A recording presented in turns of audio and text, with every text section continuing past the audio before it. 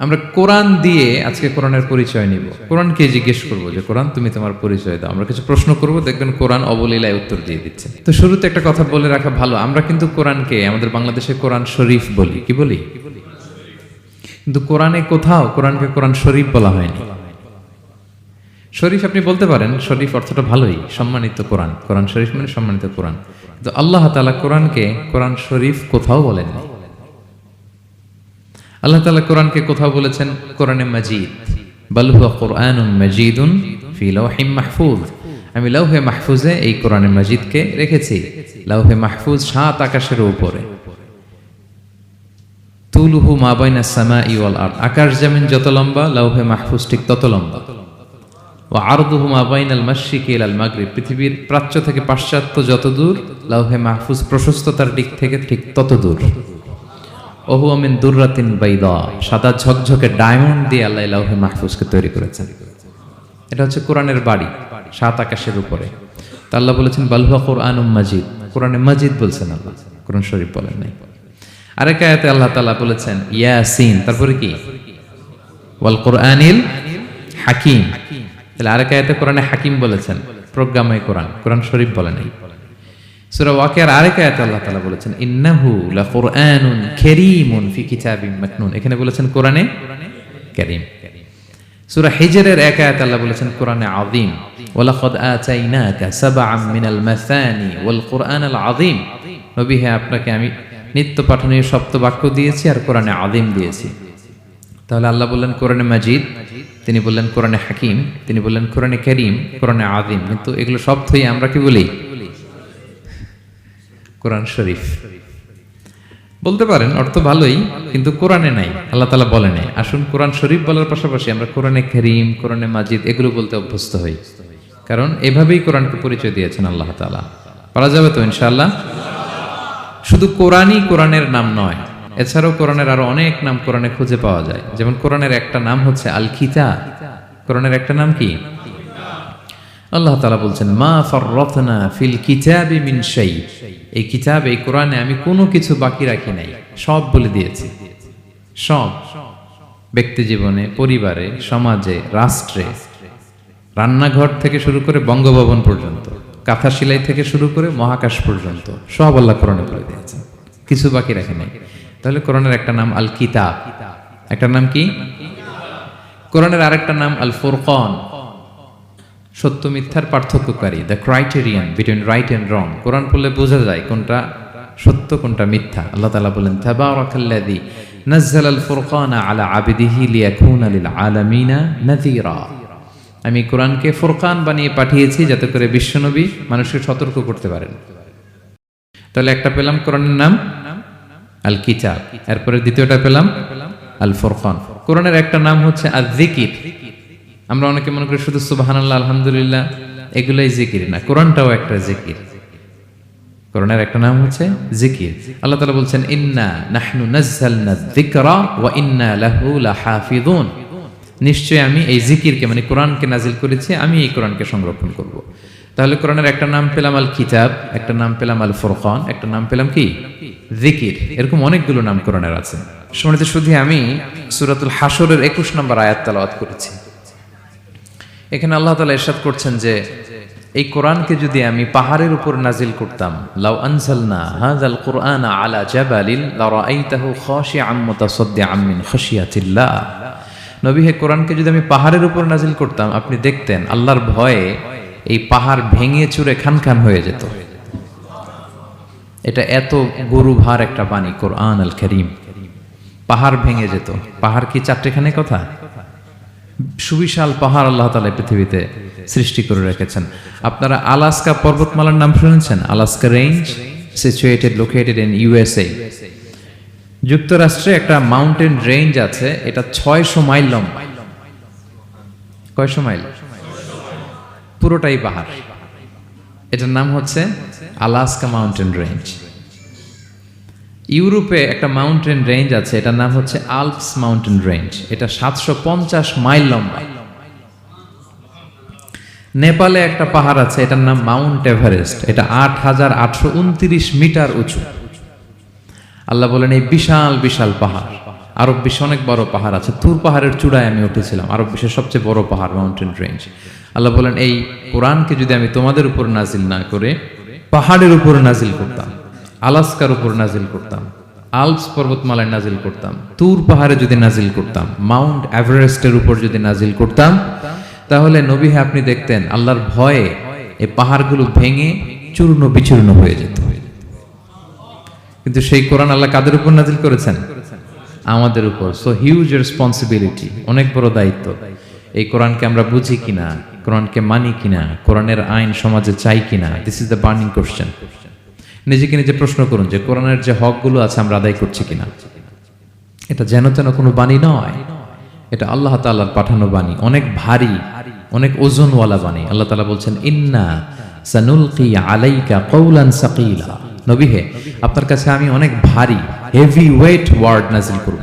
এটা অনেক ওজনের, এটা সিম্পল কোনো বিষয় নয়। এই কোরআন যখন রাসূল সাল্লাল্লাহু আলাইহি ওয়াসাল্লামের উপর নাজিল হতো, প্রচন্ড শীতের রাতে বিষ্ণু সাল্লাল্লাহু আলাইহি ওয়াসাল্লাম ঘামতেন।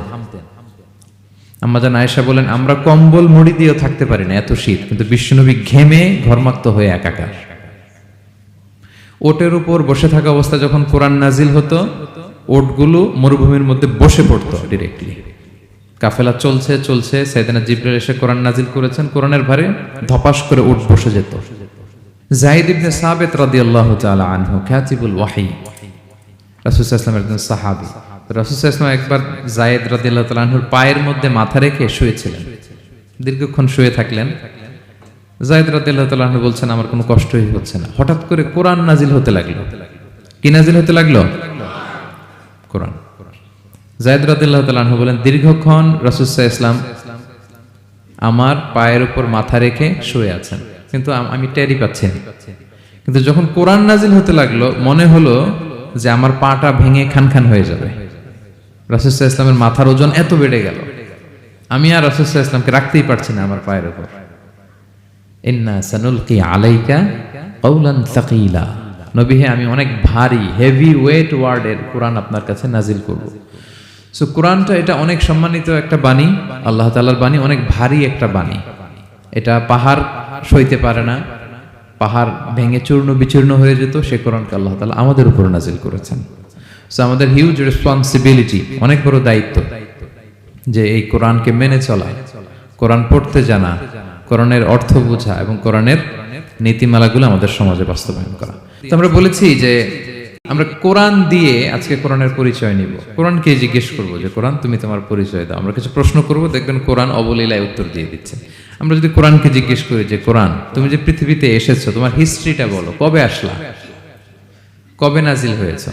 কোরআন বলবে শাহরু রমাদানাল্লাযী উনজিলা ফীহিল কুরআন, আমি রমাদান মাসে এসেছি, যেন তেন মাসে আসিনি। কোরআনকে যদি আমরা প্রশ্ন করি যে কোরআন রমাদান তো 29 দিন বা 30 দিন, তো এই 30 দিনের বা 30 রাতের কোন দিন বা কোন রাতে এসেছো? কোরআন বলবে ইন্না আনজালনাহু ফি লাইলাতুল কদর, আমি কদরের রাতে এসেছি। সুবহানাল্লাহ বিহামদি। ওমা আদরাকা মা লাইলাতুল কদর, কে তোমাকে জানাবে কদর কি? লাইলাতুল কদরি খায়রুম মিন আলফি শাহর, কদরের রাত 1000 মাসের চেয়েও সেরা।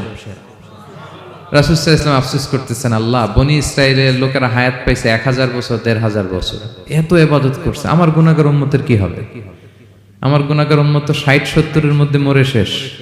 আমারু উম্মতি মা বাইনা 60 ইলা 70, আমাদের গড় বয়স কত? 60 থেকে 70। আল্লাহ বলেন চিন্তা করো না, লাইলাতুল কদরি খায়রুম মিন আলফি শাহর, তোমার গুনাহগার উম্মতের জন্য আমি কদরের রাত দিয়েছি, 1000 মাসের চেয়ে সেরা। তাহলে কোরআনের হিস্ট্রি আমরা জেনে গেলাম। রমাদানে আসছে, রমাদানের কোন রাতে আসছে? এখন যদি জিজ্ঞেস করি তুমি কি একা একা আসছো না কেউ নিয়ে আসছে তোমাকে, এবার কি উত্তর পাওয়া যাবে? এই প্রশ্নের উত্তরে কোরআন আমাদেরকে জানায় যে আমি একা আসিনি। নাযালা বিহির রূহুল আমিন, রূহুল আমিন হচ্ছে জিবরাইল আলাইহিস সালামের একটা নাম, বিশ্বস্ত আত্মা।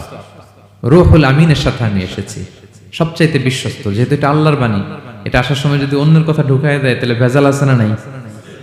আমিন, বিশ্বস্ততার সাথে যে পৌঁছে দিবে, বাণী বাহকের কাজ করবে, এরকম সবচাইতে বিশ্বস্ত ফেরেশতা জিবরাইলকে দিয়ে আমি পাঠিয়েছি। তাহলে কোরআন একা আসে, সবচাইতে শক্তিশালী ফেরেশতা।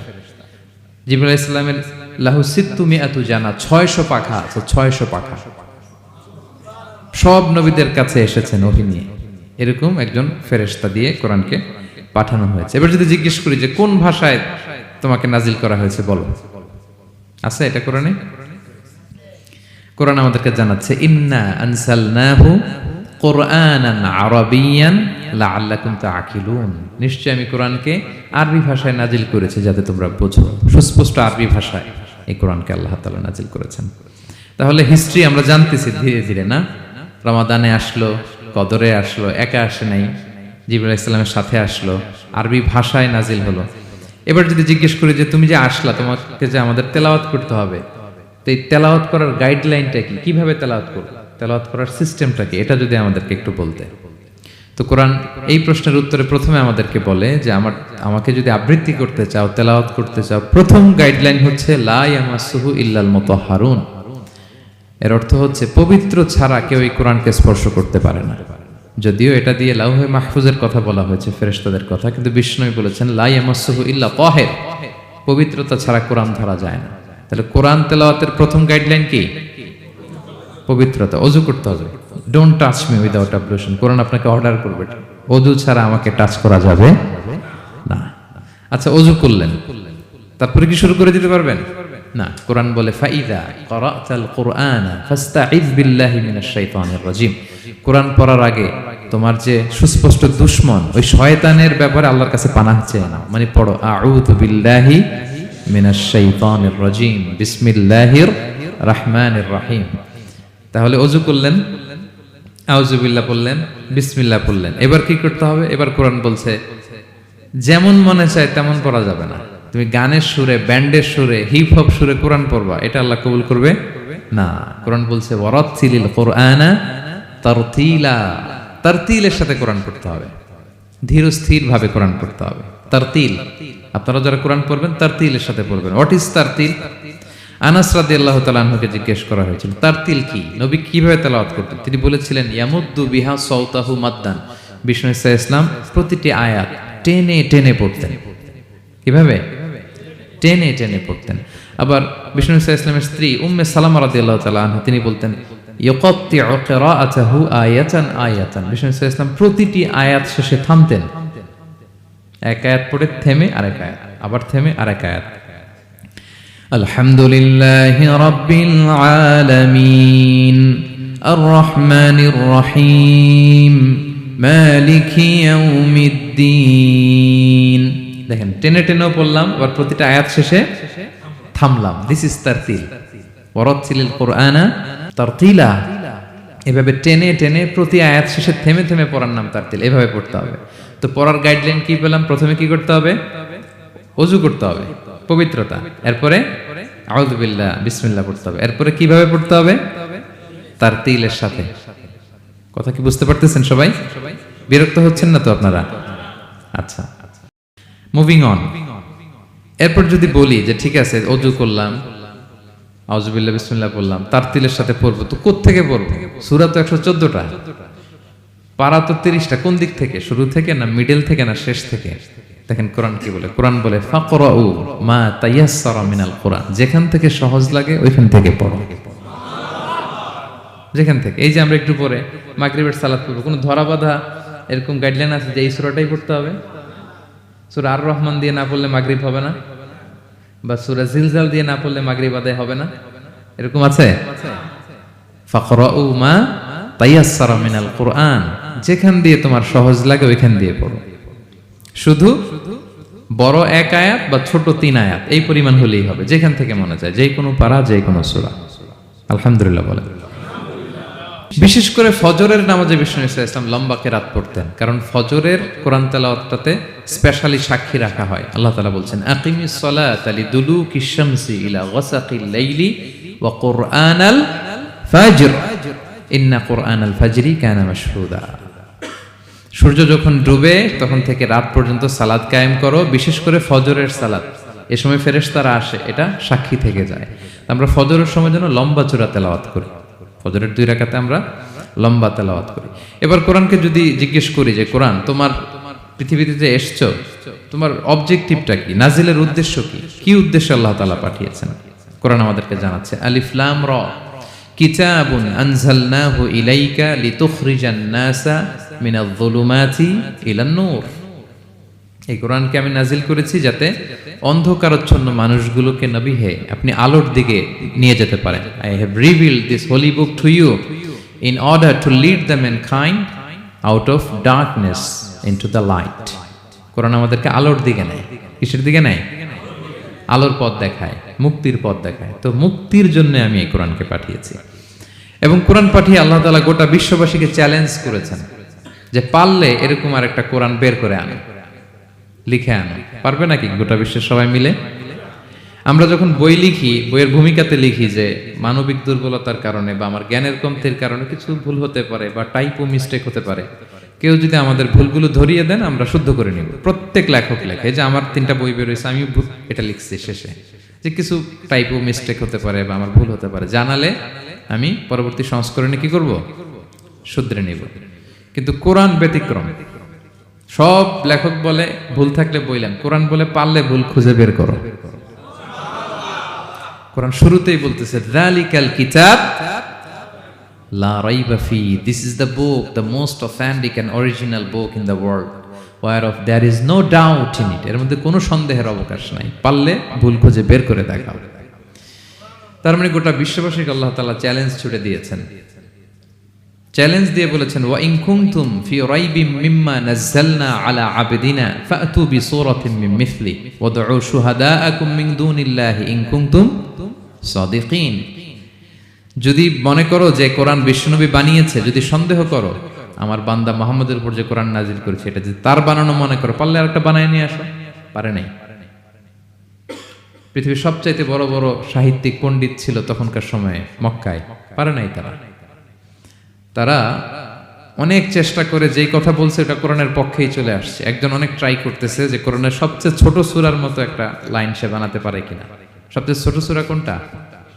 কাউসার। তো সে পড়তেছে ইন্না আ'তাইনা কাল কাউসার ফাসাল্লি লিরাব্বিকা ওয়ানহার ইন্না শানিআকা ওয়াল আবতার। এরপরে মিলায় এক লাইন বানাইছে যে লাইসা হাযা মিন কালামিল বাশার। অর্থ হয়ে গেছে অন্যরকম। এটার অর্থ হচ্ছে এটা কোনো মানুষের কথা নয়। ইন্না আ'তাইনা কাল কাউসার ফাসাল্লি লিরাব্বিকা ওয়ানহার ইন্না শানিআকা ওয়াল আবতার। সে মিলায় বানাইছে এক লাইন, সেটা হচ্ছে লাইসা হাযা মিন কালামিল বাশার। এটা কোনো বাশার, মানুষের লেখা হতে পারে না। আল্লাহু আকবার। তো আল্লাহ তাআলা চ্যালেঞ্জ দিয়ে বলেছেন শুধু তোমরা না, পারলে জিনদের সাথে একটা কনফারেন্স করো। কুল লা ইন ইজতামাআতিল ইনসু ওয়াল জিন্নু আলা আইয়াতু বিমিসলি হাযাল কুরআন লা ইয়াতুনা বিমিসলিহি ওয়ালাউ কানা বা'দুকুম লিবা'দিন যাহিরা। আল্লাহ বলতেছে চ্যালেঞ্জ, গোটা বিশ্ববাসীর জন্য চ্যালেঞ্জ। শুধু তোমরা না, জিনদেরকেও ডাকো একটা কনফারেন্সে। কারণ দুইটা, ম্যানকাইন্ড আর জিনকাইন্ড। শুধু মানুষকে না, আমি জিনকেও চ্যালেঞ্জ দিলাম, সবাই মিলে যদি পারো কোরআনের মতো একটা বই নিয়ে আসো। পারবে? পারবে না। গোটা বিশ্ববাসী এই চ্যালেঞ্জের কাছে হার মেনেছে। এবং আল্লাহ বলেছেন এটা আমি নাজিল করেছি, এটা হেফাজতের দায়িত্ব আমি নিয়েছি। ইন্না নাহনু নাযালনা যিকরা ওয়া ইন্না লাহু লাহাফিজুন। এই কোরআনকে নাজিল করেছে কে? আবার এটা হেফাজতের দায়িত্ব নিয়েছে কে? আল্লাহ তাআলা নিয়েছে। কোরআনের সবগুলো প্রিন্টেড কপি যদি আমরা আগুন দিয়ে জ্বালায় দেই তাহলে তো আর কোরআন থাকবে না পৃথিবীতে, না? হ্যাঁ, আমরা আমাদের তাকরিম সালেহ আহমদ তাকরিমের মতো 10 জন ওয়ার্ল্ড ক্লাসের হাফেজদের বসাইলেই উইদিন 3 days আমি আরেকটা কপি বানাই ফেলতে পারবো। কি বলেন, পারা যাবে না? গোটা বিশ্বে আমাদের যে হুফাজ, এদের মধ্যে ওয়ার্ল্ড ক্লাস যে হাফেজ, এরকম 10 জন লাগবে শুধু আমার। গিভ মি জাস্ট 3 days, আমরা আরেকটা কোরআন বের করে ফেলতে পারবো। কারণ আমরা শুধু কোরআন লিখে রাখি না, এই সিনার ভিতরে খোদাই করে রাখি, ঠিক কি না? এবং হাফেজে কোরআনের সংখ্যা পৃথিবীতে বাড়ছে। পৃথিবীতে কোন দেশে সবচেয়ে বেশি হাফেজ জানেন আপনারা? না, বাংলাদেশে না। ইজিপ্ট র্যাঙ্কিং এ আছে, কিন্তু সবচেয়ে বেশি হাফেজ হচ্ছে লিবিয়াতে। লিবিয়াতে প্রত্যেক 3 জনে একজন হাফেজ।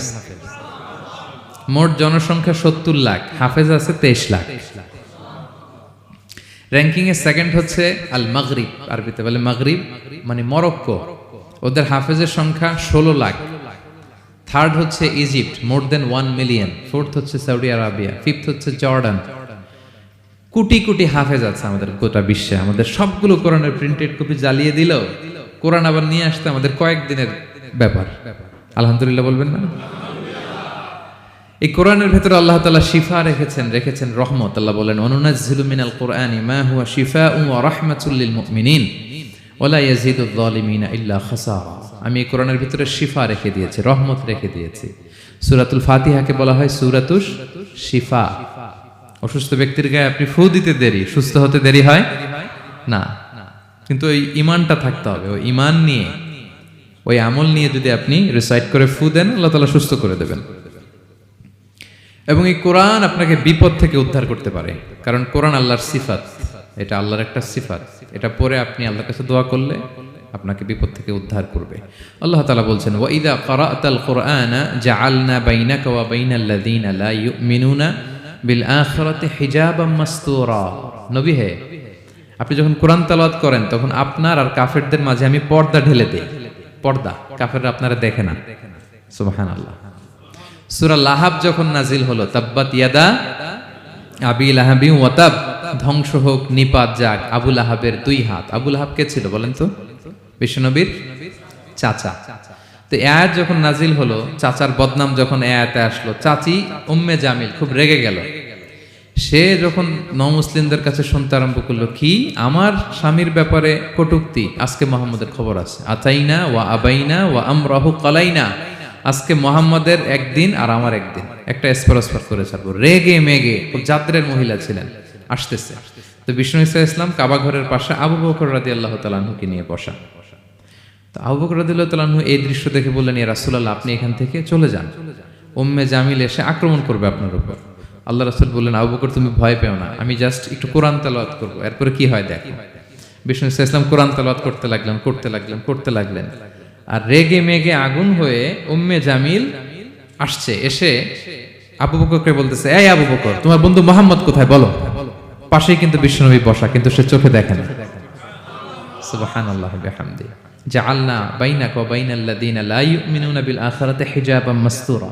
নবী, আপনি যখন কোরআন পড়েন, কাফেরদের আর আপনার মাঝে আমি কি এঁটে দেই? পর্দা এঁটে দেই, ওরা দেখে না। আপনি বিপদে পড়ছেন, আপনি কোরআন পড়েন, আপনার শত্রু আপনাকে দেখবে না। হিজরতের রাতে বিষ্ণু ইসলাম আবু বকর রাদিয়াল্লাহু তাআলা আনহুকে নিয়ে গারে সাউরে আশ্রয় নিলেন। মক্কার কুরাইশরা খুঁজতে আবু বকর রাদিয়াল্লাহু তাআলা আনহু তো ভয়ে তটস্থ, যে কি না কি হয়ে যায়। আবু বকর রাদিয়াল্লাহু তাআলা আনহু বললেন যে আমি অবাক, আমার পাশ দিয়ে হেঁটে যায় ওরা, কিন্তু আমাদেরকে দেখে না। ইমাম আল কুরতুবী, তিনি মনসুর দুর্গে বন্দী ছিলেন, জালিমের বন্দিশালায়। উনি জেলখানা ভেঙে পালাতে লাগলেন। পালাতে সৈনিকরা টের পেয়ে গেল, খুঁজতেছে ওনাকে, খুঁজতে ধরার জন্য উনি এক পাহাড়ের চিপায় যেয়ে আশ্রয় নিলেন আর সূরা ইয়াসিন তেলাওয়াত করতে লাগলেন। তো ওরা খুঁজতে পায় না, কিন্তু উনি পাশেই, চোখে দেখে না। তো উনি বললেন যে হঠাৎ এক সৈনিক, সে ইউরিন পাস করতে লাগলো দাঁড়িয়ে, মানে প্রস্রাব করতে লাগলো। তার প্রস্রাবের ছিটে ফোঁটা আমার গায়েও লাগতেছে, কিন্তু সে আমারে দেখে না। সুবহানাল্লাহ পড়বেন না? জাআলনা বাইনাকা ওয়া বাইনাল্লাযীনা লা ইউমিনুনা বিল আখিরাতি হিজাবাম মাসতুরা। নবী হে, যখন কোরআন পড়বেন, আপনার আর কাফেরের মাঝে আমি কি এঁটে দেই? পর্দা এঁটে দেই। আমি নিজেও এটার অনেক প্রমাণ পেয়েছি। আমি বাংলাদেশের একটা জেলা, চাঁদপুরের এদিকে একটা এলাকায় আমার একটা তাফসীর প্রোগ্রাম ছিল। তো একটা সময় আমি খুব প্রত্যন্ত অঞ্চলে যেতাম, রিমোট এরিয়ায়, বিল একটা গ্রাম দাওয়াত করছে, তো আমি চলে যেতাম। কোরআনের কথা আমার পৌঁছাইতে হবে সব জায়গায়। তো মাহফিল শেষে রাত 2টার দিকে আমরা ফিরতেছি, বিল কিছু গুচ্ছ গ্রাম। হঠাৎ একটা মোড়, ওই মোড়ের ওইখানে দেখি একটা গাছ ফালানো। এটার মানে হচ্ছে আশেপাশে ডাকাত আছে, ওখানে ডাকাতি এরকম হয় আর কি, বিল এরিয়াতে গাছ ফেলে রাখে। তো গাছ থাকলে তো আর কোনো সিএনজি, প্রাইভেট কার কিছুই যাবে না। তাই আমি বুঝতে পারলাম যে এটা তো ডাকাতের কাজ। আমি সূরা ইয়াসিন তেলাওয়াত শুরু করে দিলাম। বিপদে বলে সূরা ইয়াসিনের প্রথম 9 আয়াত, কয় আয়াত? এই 9 আয়াত পড়বেন। পড়তে আরম্ভ করলাম, ড্রাইভারকে বললাম একটু করে পেছাও।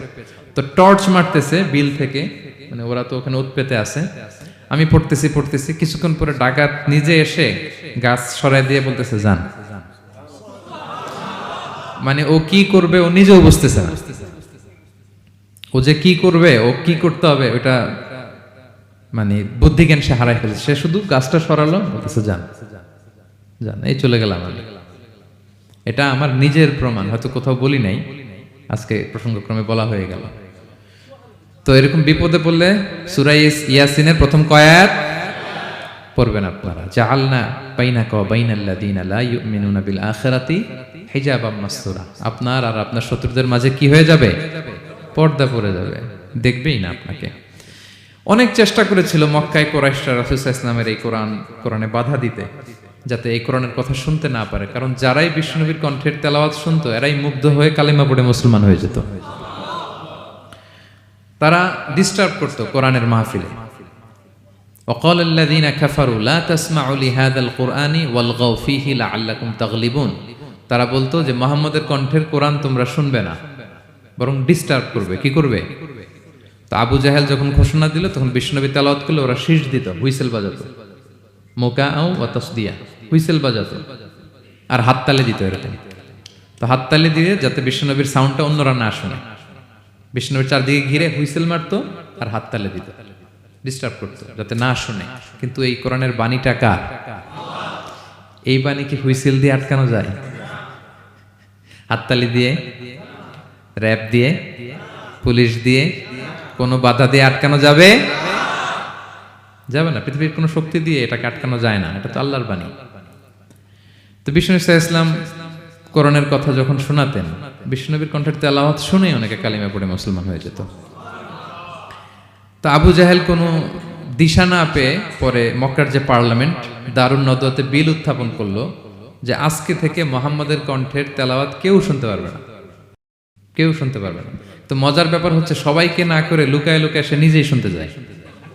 কারণ সে তো আরব হওয়ার ফলে কোরআনের যে ভাষা শৈলী, যে প্রাঞ্জল বাক্য বিন্যাস, শব্দের বুনন, এটা শুনে সে অবাক হয়ে যায় যে এত সুন্দর বাক্য বিন্যাস কিভাবে হতে পারে। তো সবাইকে দিনের বেলা নিষেধ করে, রাত্রিবেলা বিষ্ণু ইসলাম রিভাইজ করতেন, লুকায় লুকায় ওনার ঘরের পিছনে যেয়ে শুনতো। শুধু সেই না, তার ডান হাত বা হাত ওয়ালিদ ইবনে মুগীরা, উতবা শাইবা, উতবা ইবনে মুগীরা, শাইবা ইবনে মুগীরা, ওয়ালিদ ইবনে মুগীরা, এরা সবাই কি করতো? লুকিয়ে লুকিয়ে কোরআন শুনতো। পরে বিশ্বনবী যখন ঘুমের প্রস্তুতি নিতেন সব ফিরে আসতো, ফিরে আসার সময় সবার দেখা হয়ে যেত। তারা লজ্জিত হতো, সবাই বলতো আবু জাহেল ঘটনা কি? দিনের বেলা তুমি শুনতে নিষেধ করো, রাতে তো তুমিই চলে আসো। তো সে বললো আজকে কঠিন দারুন নাদওয়ার পার্লামেন্টে বিল পাস করব, যে এমনটা করবে এই শাস্তি মাথার চুল কামিয়ে মক্কার বাজারে ঘোরানো হবে। তো এই বিল যেদিন পাশ হয়েছে আবু জাহেল ওই দিন নিশ্চিত ভাবতেছে আজকে যে বিল পাস করছে কেউ তো যাবে না, আমি একটু যাই। মানে আজকে যে কঠিন শাস্তির ঘোষণা দিছি আজকে কেউ এই স্পর্ধা দেখাবে না। মুহাম্মদ তো তেলাওয়াত শুরু করে দিয়েছে, কি যে মধুর বাণী, যাই একটু শুনে আসি। ওয়ালিদ ইবনে মুগীরারও একই প্ল্যান যে আজকে আবু জাহেল যে টাইট দিছে কেউ যাবে না, আমি একটু যাই। তো এইভাবে সবাই লুকিয়ে লুকিয়ে বিষ্ণুনবীর ওখানে যায় হাজির, মন্ত্রমুগ্ধ তেলাওয়াত শুনছে। বিষ্ণুনবীর তেলাওয়াত শেষ, ফিরে যখন আসতেছে, ফিরে আসার রাস্তায় আবার দেখা হয়ে গেছে। তো এইভাবে তারা কোরআনকে বাধা দিতে যেয়ে বারবার নিজেরা লজ্জিত হতো। এবং হজের মৌসুমে যখন ভিন দেশ থেকে লোকেরা আসতো, মক্কার যে এন্ট্রিগুলো আছে আবু জাহেল লোক বসিয়ে রাখতো, বলতো যে সবাইকে বলবা এখানে একটা উন্মাদ লোক আছে, বীর বীর করে কি যেন বলে, নাম তার মুহাম্মদ। তোমরা হজ করতে আসো, হজ করো, জমজমের পানি খাও, সাফা মারওয়ায় দৌড়াও, কিন্তু এই মুহাম্মদের কাছেও যাবা না, গেলেই পাগল হয়ে যাও। মানুষের একটা অভ্যাস আছে, আল ইনসানু হারিসুন আলা মা মুনিয়া, মানুষের যেটা করতে না বলা হয় বেশি, মানুষ এটা করে বেশি। তো রাসূল সাল্লাল্লাহু মুহাম্মদের কথা কিন্তু ভিনদেশীরা জানতোই না। মুহাম্মদের কাছে যেও না যখন বলছে, সবাই মনে মনে প্ল্যান করে নিছে, আর যাই করি আর না করি মুহাম্মদের দেখে যাইতে হবে। তো এরা হস্টস করে সবাই খুঁজতো, হু ইজ দিস মুহাম্মদ, কে এই মুহাম্মদ? রাসূল সাল্লাল্লাহু আলাইহি ওয়াসাল্লামের কাছে আসতো, রাসূল সাল্লাল্লাহু আলাইহি ওয়াসাল্লামের তেলাওয়াত তো অনেক দূরে, চেহারা দেখে অনেকে কালিমা পড়ে মুসলমান হয়ে যেত।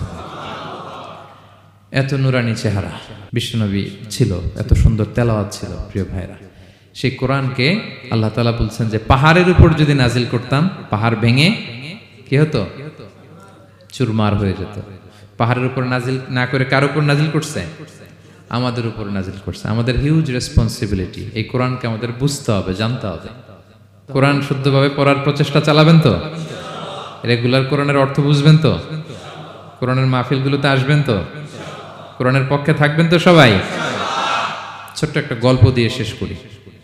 গল্পটা বর্ণনা করেছেন ইবনু হিব্বান ওনার একটা গ্রন্থের নাম রওদাতুল উকালা। ওনার নাম হচ্ছে আব্দুল্লাহ ইবনে মুবারক, অনেক বড় মুহাদ্দিস, ইমাম বুখারীর উস্তাদ। হজে গিয়েছিলেন, হজ বিশ্বনবীর কবর জিয়ারত শেষে হজ করে ফিরতেছেন, হঠাৎ তিনি দেখতে পেলেন মরুভূমিতে কাপড় জড়িয়ে, চাদর জড়িয়ে এক বৃদ্ধা মহিলা শুয়ে আছেন। গল্পটার নাম হচ্ছে আল মুতাকাল্লিমাতু বিল কোরআন, মানে যে নারী সবসময় শুধু কোরআন দিয়ে কথা বলে। গল্পের নাম কি? যে নারী শুধু কি দিয়ে কথা বলে? কোরআন দিয়ে কথা বলে। হজ করে ফিরতেছেন, হঠাৎ দেখেন এক বৃদ্ধা মহিলা, বয়স্ক মহিলা, চাদর গায়ে দিয়ে শুয়ে আছে। তো এটা অনেক বড় একটা কনভারসেশন, আমি কনভারসেশনটা আপনাদেরকে শোনাই। উনি কাছে গেলেন, যে সালাম দিলেন, আসসালামু আলাইকুম রাহমাতুল্লাহ। সালামের উত্তরে বৃদ্ধা মহিলা স্বাভাবিকভাবে উত্তর না দিয়ে একটা কোরআনের আয়াত তেলাওয়াত করলেন। তিনি তেলাওয়াত করলেন, সালামুন কাওলাম মির রাব্বির রহিম, মানে দয়াময় প্রতিপালক আল্লাহর পক্ষ থেকে তোমার প্রতিও সালাম। এটা একটা কোরআনের আয়াত, কিন্তু এটা দিয়ে উত্তর হয়ে যায় সালামের। কি বলেন? আচ্ছা, গেল। এবার আব্দুল্লাহ ইবনে মুবারক জিজ্ঞেস করলেন, মাযা তাসনাঈনা ফি হাযাল মাকান, এখানে কি করেন আপনি? কি করতেছেন একা একা? এই প্রশ্নের উত্তরও ভদ্রমহিলা একটা কোরআনের আয়াত তেলাওয়াত করে দিলেন। উনি তেলাওয়াত করলেন, ওয়ামাই ইউদলিল ফালা হাদিয়া লাহ, মানে আল্লাহ যার পথ ভুলায় দেয় তার পথ দেখানোর কেউ নাই। মানে বুঝাইতে চাইলেন আমি পথ হারাই ফেলছি। কি বুঝাইতে চাইলেন? পথ হারাই ফেলছি, মানে উনি এমন ভাবে কোরআনের আয়াত চুজ করে যাতে উত্তর হয়ে যায়।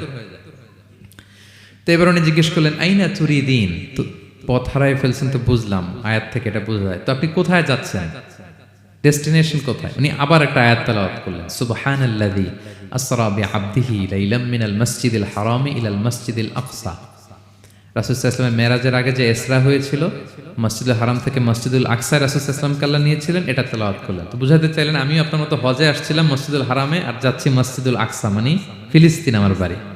মসজিদুল আকসা কোন দেশে? ফিলিস্তিনে। আয়াত এমন ভাবে উনি পিক করেন যাতে করে উত্তর হয়ে যায়। উনি বোঝাতে চাইলেন আমিও হজ করতে এসেছিলাম, যাচ্ছি কোথায়? ফিলিস্তিন, মসজিদুল আকসা যে দেশে আছে। তো উনিও বুঝে গেলেন যে তাহলে আপনি মসজিদুল আকসায় যাচ্ছেন। তো এবার জিজ্ঞেস করলেন, আনতুম মুনযু কাম ফি হাযাল মাকান, তো এখানে একা একা পড়ে আছেন কয়দিন? আবার কোরআনের আয়াত, সালাসা লায়ালিন সাবিয়া, টানা 3 দিন 3 রাত এখানে আছে, এটা কোরআনের আয়াত একটা। আবার জিজ্ঞেস করলেন উনি, মা আরা মাআকি তাআমান তাআকুলিন, তো একা যে পড়ে আছেন আবার 3 দিন, তো আপনি খাচ্ছেন কি? বেঁচে আছেন কিভাবে? ভদ্রমহিলা আবার একটা আয়াত তেলাওয়াত করে দিলেন। তিনি পড়লেন, হুয়া ইউতঈমুনি ওয়া ইউসকিন, ইব্রাহিম আলাইহিস সালামের কথা, যে ওই আল্লাহ তাআলাই আমারে খাওয়ায়, আল্লাহই আমাকে পান করায়। আল্লাহ তাআলা ব্যবস্থা করেছেন আমার। তো এইবার উনি অবাক হচ্ছেন, আমি এত বড় মুহাদ্দিস আব্দুল্লাহ ইবনে মুবারক, ইমাম বুখারীর উস্তাদ, আমি স্বাভাবিকভাবে কথা বলি আর যাই প্রশ্ন করি একটা আয়াত তেলাওয়াত করে দেয় আর ওটা দিয়ে উত্তর হয়ে যায়। কি মহিলার সন্ধান পেলাম? তো উনি বলতেছে, ফাবি আইয়ি শাইইন তাতাওয়াদ্দাইন, 3 দিন যে এখানে আছেন মরুভূমির বালুর মধ্যে, ওযু করেন কিভাবে? উনি আবার একটা আয়াত তেলাওয়াত করলেন, ফা ইন লাম তাজিদু মাআন ফাতায়াম্মামু সাঈদান তাইয়্যিবা, না আল্লাহ এই আয়াতে বলেছেন যদি তোমরা পানি না পাও পবিত্র মাটি দিয়ে তায়াম্মুম করে নিও। তো বুঝাতে চাইলেন পানি নাই তো কি হয়েছে, বালু তো আছে, আমি তায়াম্মুম করে নামাজ পড়ি। আল্লাহু আকবার। এবার উনি বললেন, ইন্না মাইয়া তাআমান আলা তাকুলিন, আমার ব্যাগে তো কিছু খাবার আছে, আপনি কিছু খাবেন? আবার কোরআনের আয়াত, সুম্মা আতিম্মুস সিয়ামা ইলাল লাইল, আল্লাহ এক আয়াতে বলেছেন তোমরা রোজা ফজর থেকে শুরু করে সন্ধ্যা পর্যন্ত পূর্ণ করো। তো বুঝালেন আমি রোজা রাখছি। কি বুঝালেন? রোজা রেখেছি। এবার উনি একটু মাসালা খাটাইতে চাইলেন, ভাবলেন যে বুড়ি তুমি আমার সাথে শুধু কোরআন দিয়ে উত্তর দিচ্ছ, দাঁড়াও তোমাকে আমি আটকাইতেছি। উনি মাসালা খাটাইলেন যে ফাকুলতু লাহা লাইসা হাদা শাহরু রমাদান, রোজা রাখছেন মানে এটা তো রমজান মাস না, হজ করে ফিরতেছি আমরা জিলহজ মাসের শেষের দিক, কিসের রোজা? ওই মহিলা আবার একটা আয়াত তেলাওয়াত করলেন যে ওমান তাতাওয়া খায়রান ফা ইন্নাল্লাহা শাকিরুন আলিম, আমি রমজানের ফরজ রোজা তো রাখিনি, এখন আমি নফল রোজা রেখেছি। আয়াতের অর্থ হচ্ছে তোমরা নফল যা করো এগুলোর প্রতিদান আল্লাহ তোমাদের বুঝিয়ে দেবেন। রমজান না ঠিক আছে জিলহজ, কিন্তু আমি কি রোজা রেখেছি? নফল রোজা। এইবার উনি ধরছেন মাসালা, এবার বলতেছে উবি হালান আল ইফতার ফিস সাফার, সফরে তো রোজা ভাঙা যায় আছে, রোজা তো ভাঙা যায়, খান একটু। এবার উনি কোরআন থেকে আবার তেলাওয়াত করলেন, ওয়া আনতা সুমু খায়রুল লাকুম ইন কুনতুম তা'লামুন, আল্লাহ যে আয়াতে বলেছেন যে সফরে রোজা ভাঙা জায়েজ আছে, ওই আয়াতে শেষে আবার আল্লাহ বলেছেন যদি রাখো সওয়াব বেশি পাবে। কেউ অসুস্থ হলে রোজা ভাঙবে, সফরের রোজা ভাঙবে। এই আয়াতের শেষে হচ্ছে ওয়া আনতাসুমু খায়রুল লাকুম ইন কুনতুম তা'লামুন, তবে রোজা যদি রাখো এটা ভালো যদি তোমরা বুঝতে। এবার উনি আর যাবে কোথায়, দিশেহারা হয়ে এবার জিজ্ঞেসই করে ফেলছে, লিমাদা লা তুকাল্লিমিনি মিসলা মা উকাল্লিমুকি। আচ্ছা মা, এবার বলেন আমি আপনার সাথে যেভাবে কথা বলি আপনি এইভাবে কথা বলেন না কেন? কিছু জিজ্ঞেস করলে কোরআনের আয়াত বলেন কেন? আমি কথা বলতেছি আপনি আমার সাথে এভাবে কথা বলেন, কিছু জিজ্ঞেস করলে কোরআনের আয়াত কেন? এটার উত্তরে উনি আরেকটা কোরআনের আয়াত উনি পড়লেন, মা ইয়ালফিযু মিন কাওলিন ইল্লা লাদাইহি রাকীবুন আতীদ। আল্লাহ বলেছেন তোমরা মুখ দিয়ে যাই বের করো এটা লিখে রাখার জন্য দুই কাঁধে রাকীব আতীদ আছে, তুলে রাখে। তার মানে আমি যে তোমার সাথে কথা বলতেছি প্রত্যেকটাই তো রেকর্ডেড হয়, রেজিস্টার্ড হয়। তো এমন কিছু বলি যেটাতে সওয়াব হয়, যেটাতে ভুল না হয়। আল্লাহু আকবার, সুবহানাল্লাহ। কি নারী ছিল, কেমন নারী তিনি ছিলেন? কি পুরো ঘটনাটা শুনবেন? হ্যাঁ, শেষ করব ঘটনাটা। আচ্ছা, তো উনি অবাক হলেন যে কি মহিলা, এরকম মহিয়সী গরিয়সী নারীও পৃথিবীতে আছে। তো উনি বললেন, ঠিক আছে মা, আপনি যেহেতু পথ হারাই ফেলছেন আমার উটটাকে আমি নিয়ে আসি। ফাহাল্লাকা আন আহমিলুকি আলা নাখাতি হাদিহি ফাতুদরিকিল কাফেলা, আমার উটটা নিয়ে আসি, উটে বসেন, আমি আপনাকে এগিয়ে দিয়ে কাফেলাতে যুক্ত করে দেই। আপনি কি রাজি আমার উটে বসবেন? আবার কোরআনের আয়াত, ওমা তাফআলু মিন খাইরিন ফাইনাল্লাহা বিহি আলিম। তোমরা যত ভালো কাজ করো আল্লাহ সেটা জানেন, মানে তোমার এই ভালো কাজ আল্লাহ জানেন, আল্লাহ এর প্রতিদান দিবেন। ক্বালা ফাআনাখতু নাখাতি, আমি উট বসালাম এবং বললাম ওঠেন। উনি যখন উঠতেছে আমি এভাবে তাকায় আছি। তা আমি যে তাকায় আছি উনি একটা আয়াত তেলাওয়াত করলেন যে কুল্লিল মুমিনিনা ইয়াগুদ্দু মিন আবসারিহিম। এর অর্থ হচ্ছে নবী হে, মুমিনদেরকে বলুন তারা যেন পরনারী দেখে তাকায় না থাকে, চোখ যেন নিচে রাখে, তারা যেন চক্ষু অবনমিত করে। মানে বুঝাতে চাইলেন যে আমি তো বেগানা নারী, পরনারী, তা আমি উঠতেছি আপনি তাকায়। সে হয়তো তাকায় আছে যে বৃদ্ধা মহিলা উঠতে যদি কষ্ট হয় পড়ে যায়। তো উনি যখন দেখতেছেন তাকায় আছে, উনি বলতেছে কুল্লিল মুমিনিনা ইয়াগুদ্দু মিন আবসারিহিম, নবী হে বলুন বিশ্বাসীদের তারা যেন চোখ নিচের দিকে করে রাখে। তো উনি লজ্জা পেয়ে গেলেন। ফাগাদাততু বাসারি, আমি লজ্জায় চোখ নামালাম। এরপর আমি বললাম ইরকাবি ওয়াকাদ আখালতু নাকাত, ওঠেন। আমি আবার ওটের রশি ধরে টানতে আরম্ভ করলেন। ভদ্রমহিলা উঠেই আবার কোরআনের আয়াত পড়লেন, যেটা আমরা গাড়িতে বা কোনো বাহনে উঠলে পড়ি। তিনি পড়তে আরম্ভ করলেন, সুবহানাল্লাযী সাখখারা লানা হাযা ওয়া মা কুন্না লাহু মুকরিনিন ওয়া ইন্না ইলা রাব্বিনা লামুনকালিবুন। প্রশংসা সে আল্লাহর, যে আল্লাহ এই বাহনকে আমাদের জন্য বশীভূত করে দিয়েছেন। তিনি বশীভূত না করলে আমরা তো এটাকে বশীভূত করতে পারতাম না। আপনারা যখন গাড়ি স্টার্ট দিবেন এই দোয়াটা পড়েন তো আপনারা? গাড়ি স্টার্ট দিলে, বিমানে উঠলে, ঘোড়ায় উঠলে, যে কোনো বাহনে উঠলে এটা পড়তে হয়, কোরআনের আয়াত। তিনি বললেন আমি এবার উঠলাম, ওটের জিমাম ধরে টানতে লাগলাম আর একটু হই হই শব্দে ওট চালাতে লাগলাম যাতে করে তাড়াতাড়ি যাওয়া যায়। উনি কোরআনের আয়াত পড়লেন, ওয়াকসিদ ফি মাশিক ওয়াগদুদ মিন সাউতিক। কোরআনের আয়াত মানে তোমার চলার ক্ষেত্রে তুমি মধ্যম পন্থা অবলম্বন করো আর গলার সাউন্ডটা একটু ছোট করো।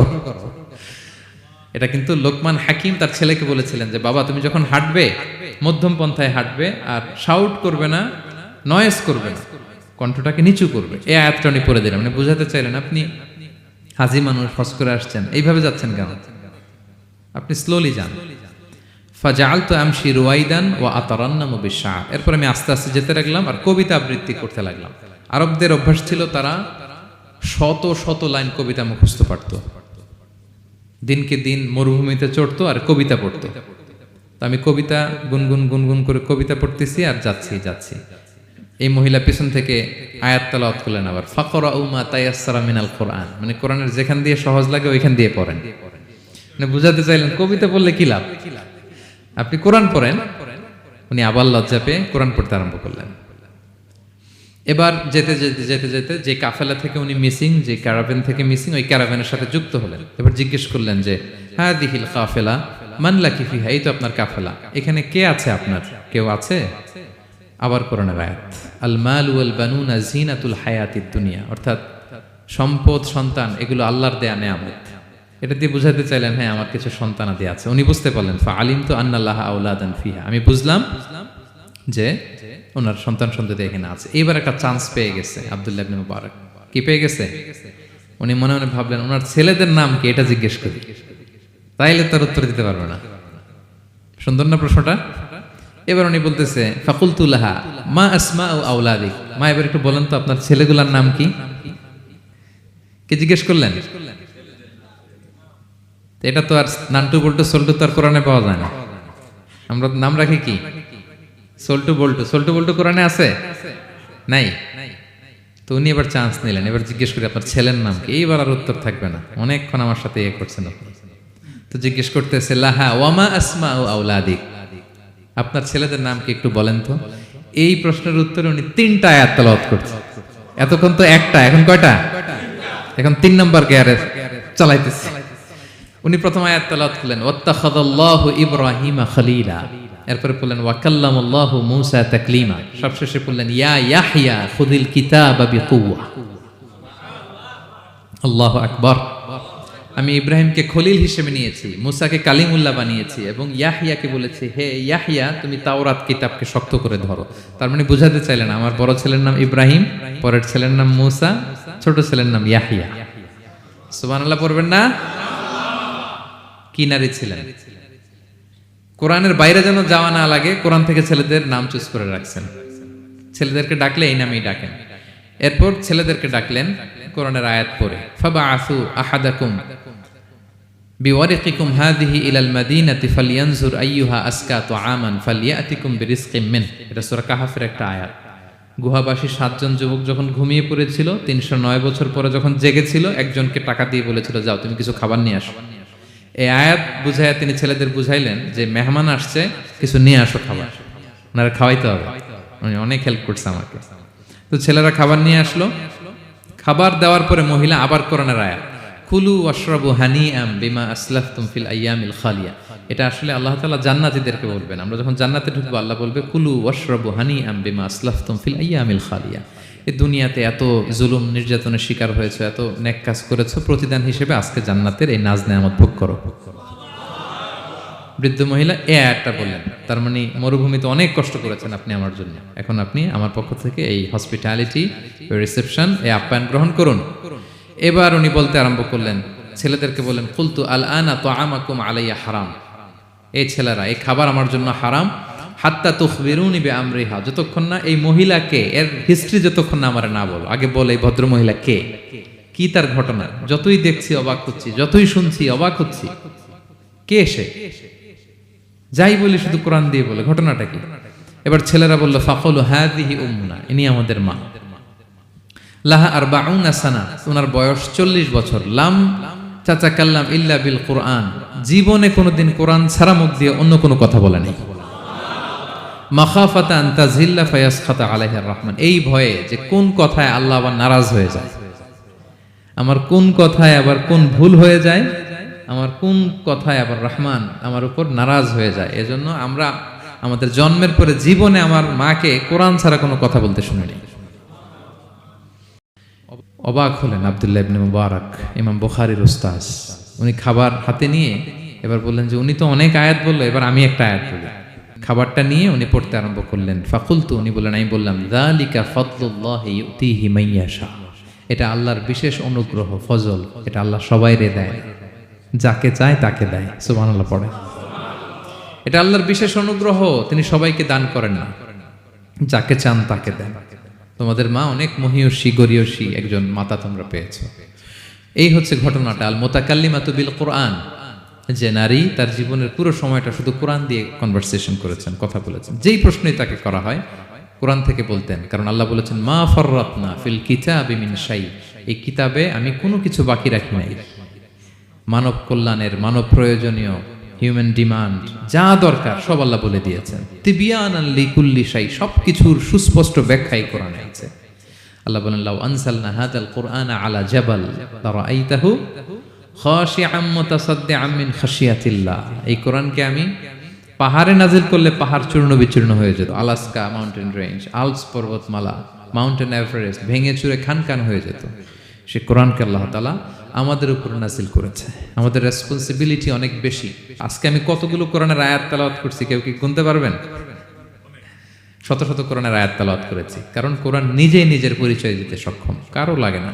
কোরআন নিজেই বলতে পারে, যেই প্রশ্ন আপনি ছুড়ে দিবেন কোরআন নিজেই আনসার করে দিবে, নিজেই আপনাকে অ্যাড্রেস করবে, নিজে আপনার সমাধান হাজির করবে। সো এই মহাবিশ্বের মহাবিশ্বয় মহাগ্রন্থ আল কোরআনকে আল্লাহ তাআলা এই মাসে নাজিল করেছেন, যেই মাস আমরা কাটাচ্ছি। আল্লাহ বলেন শাহরু রমাদান আল্লাযী উনজিলা ফীহিল কুরআন, এই রমাদান মাসে আমি এই কোরআনকে নাজিল করেছি। কোরআন নাজিলের মাস। আজকের এই কায়েত ফাউন্ডেশনের ইফতার প্রোগ্রাম তখনই সার্থক হবে যখন আমরা নিজেদের সাথে নিজেরা এই কমিটমেন্ট করবো, এই প্রত্যয় ব্যক্ত করব যে আমি কোরআন শুদ্ধভাবে পড়তে চাই, এই কোরআনকে আমি বুঝতে চাই, এই কোরআনকে আমি হৃদয়ে ধারণ করতে চাই, আমি তাদাব্বুরে কোরআন করতে চাই, কোরআনে কি মেসেজ আল্লাহ দিল এটা আমি জানতে চাই। কি ভাইয়েরা, আমরা জানতে চাই কি চাই না? যারা আমরা কোরআন শুদ্ধ করে পড়তে পারি না, আমরা যেন তারতিলের সাথে তাজবিদের সাথে কোরআন তেলাওয়াতটা শিখে নিই। রাজি আছেন তো? যে যে এলাকায় থাকেন ওই এলাকার সুরাউতে, ওই এলাকার ইমাম সাহেবের সাথে একটা ছোট্ট গ্রুপ করে আপনারা কোরআন শিক্ষার আসর করবেন। সন্ধ্যাকালীন কোরআন শিক্ষার আসর, বয়স্কদের কোরআন শিক্ষার আসর। লজ্জা নেই, বাঁচতে হলে জানতে হবে, বাঁচতে হলে জানতে হবে। যারা শুদ্ধ করে পড়তে জানি তারা যেন নিয়মিত কোরআনের অর্থ পড়ি। এখন অনেক কোরআনের অ্যাপস পাওয়া যায়, আপনি অর্থ পাবেন, তাফসির পাবেন, অ্যাক্সেসটা অনেক সহজ হয়ে গেছে, বড্ড সহজ। No excuse will be granted that day. সেদিন কোনো অজুহাত আপনি দিতে পারবেন না আল্লাহর কাছে যে আল্লাহ এই কারণে পারি না। আল্লাহ বলবে মালয়েশিয়া এসে তো ভাসাম লাইও শিখে ফেলছে, তো ভাসাম লাইও পারো, কোরআন পারো না কেন? IELTS করে ইংরেজিতে পটু, ইংরেজি পারো, আরবি পারো না কেন? সব পারো, এটা পারো না কেন? কোনো এক্সকিউজ আল্লাহ গ্রহণ করবেন না।